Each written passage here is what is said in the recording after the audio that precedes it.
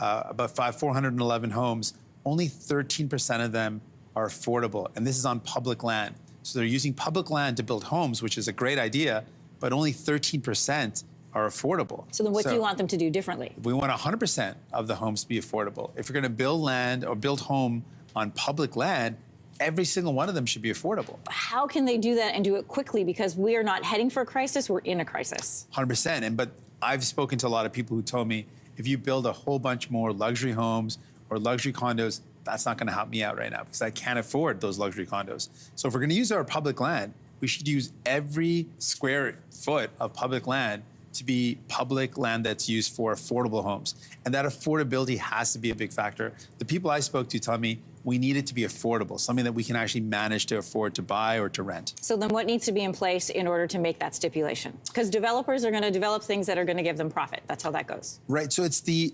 requirement of affordability. There could be funding to make that, to achieve that. There could be incentives to achieve that. But the definition for the land that's being developed, if you want to use public land, the requirement has to be we'll provide this public land, we'll provide incentives, but the outcome has to be that the project that's being built has to be affordable or we're not going to support it. Bank of Canada Governor Tiff Macklem said in October the government's current spending plans are, his words, were not helpful for fighting inflation. How do you think you can accomplish your goals on housing and pharmacare without also increasing inflation? That's a really important question.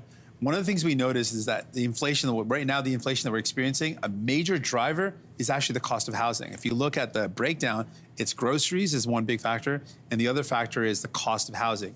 Building homes that people can afford is actually going to fight inflation. If we can bring down the cost for rent, the cost to own a home, that's one of the, right now, major drivers of inflation. So that type of investment is non-inflationary. It's actually going to bring down inflation.